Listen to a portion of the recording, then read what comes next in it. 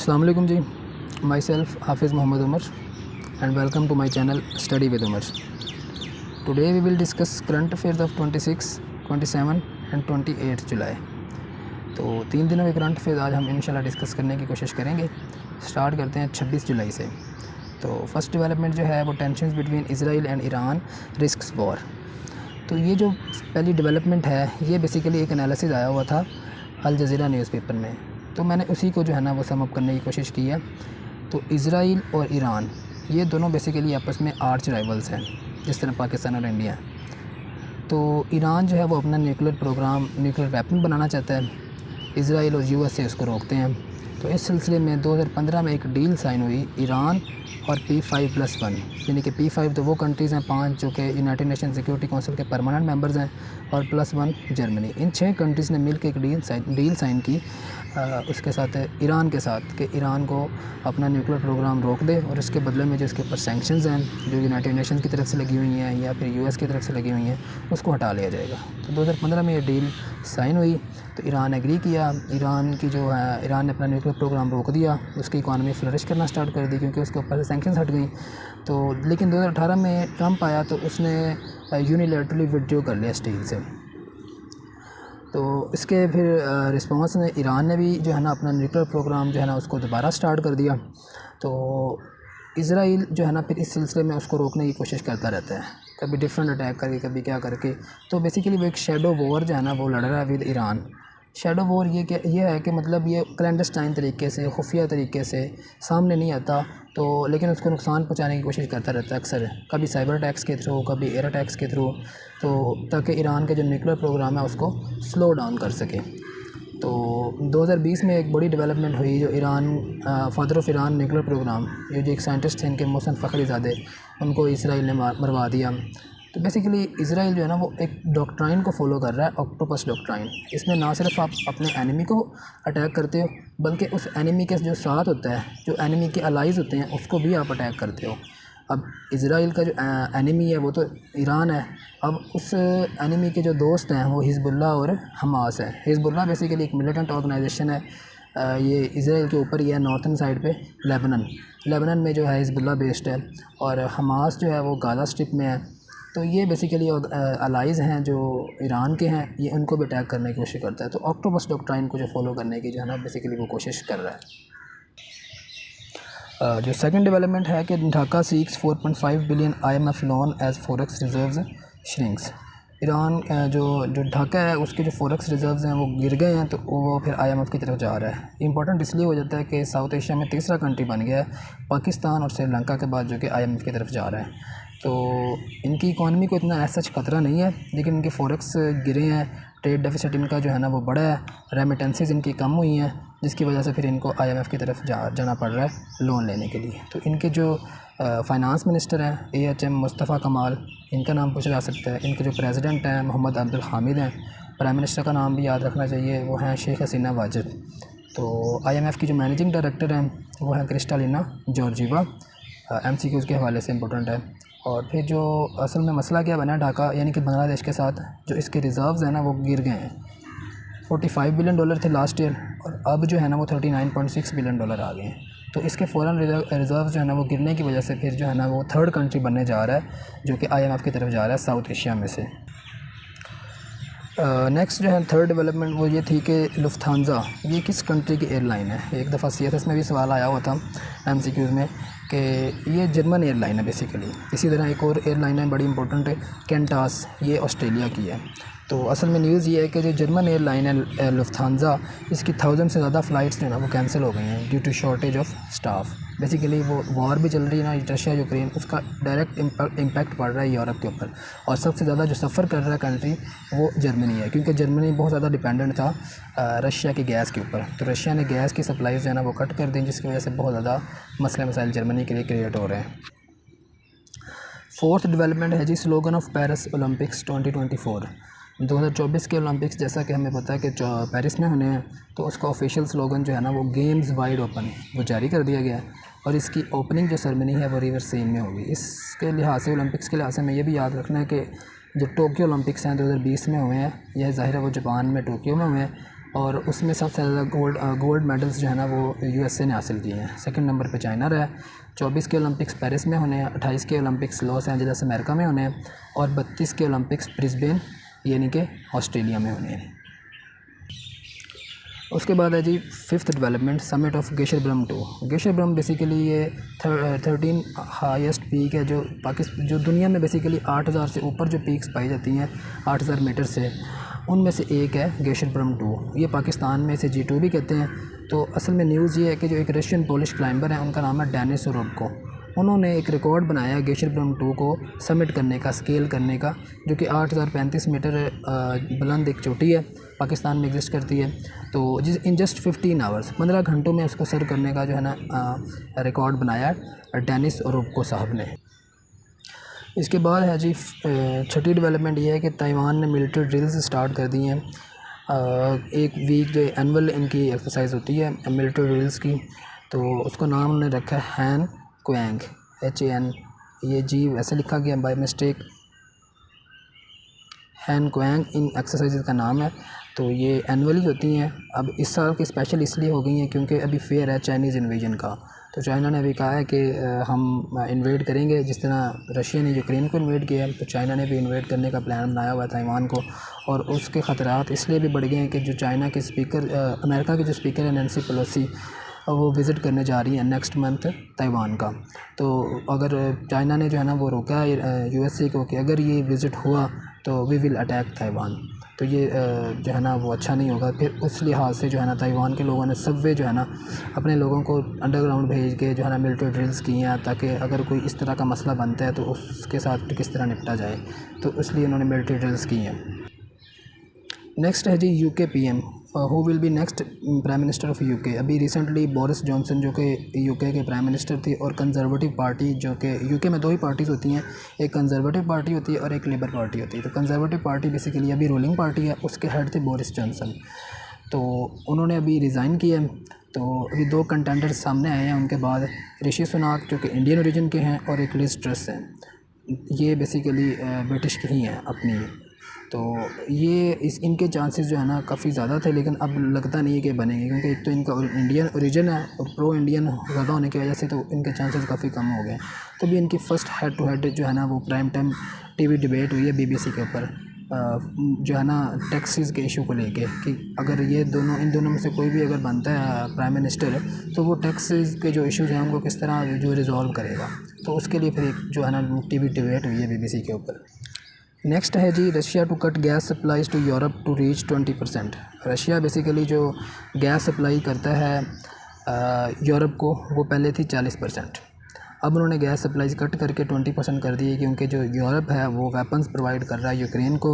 तो इन retaliation Russia ने भी जो है ना वो गैस सप्लाईज जो है ना वो कम कर दी हैं to Europe. And final news of 26 July कि पाकिस्तान एम्बेसडर टू अफ़गानिस्तान, उनका नाम है जी मंसूर अहमद ख़ान। तो ये नाम पूछा जा सकता है, तो हमें ये याद रखना होगा कि पाकिस्तान के जो एम्बेसडर अफ़गानिस्तान में हैं वो है मंसूर अहमद ख़ान। नेक्स्ट हैं जी 27 जुलाई 2022 के करंट अफेयर्स। तो Russia doing better than expected despite sanctions IMF, ये बेसिकली स्टेटमेंट दी है एक IMF की जो चीफ़ इकोनॉमिस्ट हैं, पैरी ओलिवर उनका नाम है। इन्होंने ये एक स्टेटमेंट दी है कि जो रशिया सैंक्शंस के बावजूद भी उसकी इकॉनमी जो है ना, जो रशियन रूबल है, रशिया की जो करेंसी है, वो बेहतर परफॉर्म कर रही है। असल में जब 24 फरवरी 2022 को रशिया ने इन्वेड किया था यूक्रेन को, तो जो है ना इंटरनेशनल जो इंस्टीट्यूशंस थे उसमें सबसे ज़्यादा मतलब यूरोप और IMF ने जो है ना इनके ऊपर वो सैंक्शंस लगा दी थी। सबसे बड़ी जो सैंक्शंस थी वो स्विफ्ट थी, स्विफ्ट सिस्टम से निकाल दिया इनको। स्विफ्ट सिस्टम होता है इंटरनेशनल पेमेंट का सिस्टम, तो उससे रशिया को निकाला, जिससे रशिया को काफ़ी ज़्यादा लॉस हुआ, लेकिन उसके बावजूद रशिया की जो इकॉनमी है वो बेटर परफॉर्म कर रही है। तो IMF की जो रीज़न क्या है, राइजिंग ऑयल प्राइसेस बढ़ने की वजह से जो है ना फिर भी जो है ना वो रशिया को बेनिफिट हो रहा है, क्योंकि रशिया के पास काफ़ी ज़्यादा ऑयल है, गैस है, वो जो है ना उसको सेल करता है, तो उससे उसको काफ़ी ज़्यादा अर्निंग होती है। और IMF की जो चीफ़ इकोनॉमिस्ट हैं पैरी ओलिवर हैं, और इनकी जो मैनेजिंग डायरेक्टर हैं वो क्रिस्टलिना जॉर्जिवा हैं। तो बेसिकली ऑयल प्राइसेस इस हद तक बढ़ी हैं कि जनवरी 2022 में जो थी ना वो $80 पर बैरल थी, एक बैरल जो है ना डॉलर ऑयल की कीमत जो $80 थी, मार्च में फिर वो 129 पे पीक पे चली गई। ठीक है, इसी वजह से पाकिस्तान में भी जो ना ऑयल प्राइसेस बढ़ी थी, और जुलाई में तो 105 पे, यानी कि अब कम हो गई हैं 105 पे और डॉलर पर बैरल पे आ गई हैं। सेकंड है जी इकॉनमी ऑफ बांग्लादेश। बांग्लादेश की जो इकॉनमी है वो $416 बिलियन है, यानी कि पाकिस्तान से ज़्यादा है। हमारी कर लें कोई 350 के करीब है, $350 बिलियन। और इसी तरह जॉर्डन के जो किंग हैं वो भी न्यूज़ में थे रिसेंटली, अब्दुल्ला II उनका नाम है जी। ये याइर लैपिड जो कि प्राइम मिनिस्टर हैं, इंटरिम प्राइम मिनिस्टर हैं इज़राइल के, उनके साथ मिले हैं। तो जॉर्डन किंग का नाम भी पूछा जा सकता है कि वो कौन है जी। तो अब्दुल्ला II। नाइजीरियन प्रेसिडेंट अभी वो भी रिसेंटली न्यूज़ में थे, उनका नाम है मोहम्मद बुहारी। तो नाइजीरिया इस लिहाज से इंपॉर्टेंट है कि ये अफ्रीका लार्जेस्ट ऑयल एक्सपोर्टर है। अफ्रीका कॉन्टिनेंट में सबसे ज़्यादा अगर कोई ऑयल एक्सपोर्ट करता है तो वो नाइजीरिया है। तो ये मेंबर है OIC का भी। तो जो पाकिस्तान में जो समिट हुआ है OIC का, अभी 48th हुआ है, उससे पिछले वाला जो 47th समिट था फॉरेन मिनिस्टर का, वो नाइजीरिया में ही हुआ था। और विनर ऑफ AFCON वुमेन, जो AFCON है अफ्रीका कप ऑफ नेशंस, जो विमेन का जो होता है अफ्रीका कॉन्टिनेंट में जो फुटबॉल का जो टूर्नामेंट होता है उसे AFCON कहते हैं। तो विमेन की जो इस बार जो विनर थी वो थी साउथ अफ्रीका की टीम। तो साउथ अफ्रीका का जो प्रेसिडेंट है सिरिल रामाफोसा। साउथ अफ्रीका एक इम्पोर्टेंट कंट्री है साउथ अमेरिका में, तो ये ब्रिक्स का भी पार्ट है। और बाकी इकॉनमी के लिहाज से भी अमेज़न का जंगल भी जो है ना अमेज़न का, वो भी इधर ही है। तो रिवर अमेज़न भी इसी ब्राज़ील में ही एग्जिस्ट करता है। तो PKR यानी कि पाकिस्तान की जो करेंसी है, पाकिस्तानी रुपया जो है ना वो काफ़ी ज़्यादा डीवैल्यू कर गया है अगेंस्ट डॉलर, 236 पे चला गया है according to current affairs of 27 July. ठीक है, फिर नेक्स्ट है जी वसीफ़ा नज़रीन। वसीफ़ा नज़रीन बेसिकली बांग्लादेशी हैं, first Bangladeshi to scale K2। इससे पहले इन्होंने माउंट एवरेस्ट को भी स्केल किया हुआ है, लेकिन बांग्लादेश की जो वसीफ़ा नज़रीन अभी इन्होंने फ़र्स्ट बन गई हैं बांग्लादेशी वुमेन जिन्होंने K2 को सबमिट किया है। तो वर्ल्ड हेल्थ ऑर्गेनाइजेशन ने इमरजेंसी डिक्लेयर कर दिया है मंकी पॉक्स को। तो मंकी पॉक्स की जो डिज़ीज़ है, वायरल डिज़ीज़ है, वो काफ़ी ज़्यादा बढ़ रही है, तो उसको इमरजेंसी डिक्लेयर कर दिया। WHO ने, WHO के जो जनरल हैं, डायरेक्टर जनरल हैं, वो डॉक्टर टेड्रोस एडनॉम, ये इनका नाम भी वो पूछा जा सकता है। नेक्स्ट है जी 28 जुलाई के करंट अफेयर्स। तो उसमें सबसे पहली जो मोस्ट इंपॉर्टेंट न्यूज़ है वो जुडिशल कमीशन ऑफ पाकिस्तान, यानी कि जो जुडिशल कमीशन ऑफ पाकिस्तान है उसके 9 मेंबर्स होते हैं। 4 सीनियर मोस्ट जजेस ऑफ सुप्रीम कोर्ट के 4 सीनियर जजेस, और उसके अलावा एक फॉर्मर जज होगा सुप्रीम कोर्ट का। द फेडरल लॉ मिनिस्टर होगा, वफाकी वज़ीर जो होगा कानून वो होगा। अटॉर्नी जनरल ऑफ पाकिस्तान होगा, और एक सीनियर एडवोकेट होगा जिसको पाकिस्तान बार काउंसिल नॉमिनेट करेगी। और इसी तरह एक CJP यानी कि चीफ जस्टिस ऑफ पाकिस्तान होगा। ये इस तरह जो है ना 9 मेंबर्स जो है ना वो जुडिशल कमीशन ऑफ पाकिस्तान में होते हैं, जो कि क्या काम करते हैं, न्यू मेंबर्स जो है ना सुप्रीम कोर्ट के जो जजेस होते हैं उनको अपॉइंट करते हैं। तो ये जुडिशल कमीशन अपॉइंट करता है। तो judicial commission of Pakistan rejects जजेस elevation to supreme court with majority decision of 5-4। तो सुप्रीम कोर्ट के जो जुडिशल कमीशन ऑफ पाकिस्तान ने रिजेक्ट कर दिया है कि जो हाई कोर्ट के जजेस हैं उनको एलिवेट करके सुप्रीम कोर्ट के जजेस का जो है ना वो रैंक दे दी जाए। लेकिन ये ऐसा हो नहीं सका क्योंकि मेजॉरिटी जो इसमें मेंबर्स जो थे ना उन्होंने रिजेक्ट किया है 5 आउट ऑफ 4 और 5 आउट ऑफ 9, यानी कि उन्होंने कहा है कि भाई इनको एलिवेट नहीं करना चाहिए, 4 ने कहा है कि करना चाहिए। अब इन 4 में चीफ जस्टिस ऑफ पाकिस्तान भी थे और दूसरे सीनियर जजेस भी थे, लेकिन एक जज जो है हमारे जो है ना सुप्रीम कोर्ट के जस्टिस फ़ायद ईसा, उन्होंने, बाकी वफाकी वज़ीर जो हैं और अटॉर्नी जनरल अशतर साहब, उन्होंने जो है ना वो रेजिस्ट किया, उन्होंने एलिवेशन नहीं होने दी। तो ये काफ़ी इंपॉर्टेंट न्यूज़ है। उसके बाद है US इकॉनमी आजकल बहुत ज़्यादा जो है ना वो शैम्बल्स में है, गिर रही है, कॉन्ट्रैक्ट हो गई है सेकंड क्वार्टर में भी। तो ये जो 2022 का जो सेकंड क्वार्टर यानी कि फ़र्स्ट क्वार्टर जो था ना जनवरी से 3 महीने तक, जनवरी फरवरी मार्च, तो ये फ़र्स्ट क्वार्टर था उसमें भी गिरी थी। आगे मार्च अप्रैल मई, जनवरी फरवरी मार्च और अप्रैल मई जून, यानी कि अप्रैल मई और जून ये सेकंड क्वार्टर था, इसमें भी गिरी है। तो GDP जो है ना वो गिरी है सेकंड क्वार्टर में कितनी, 0.9%।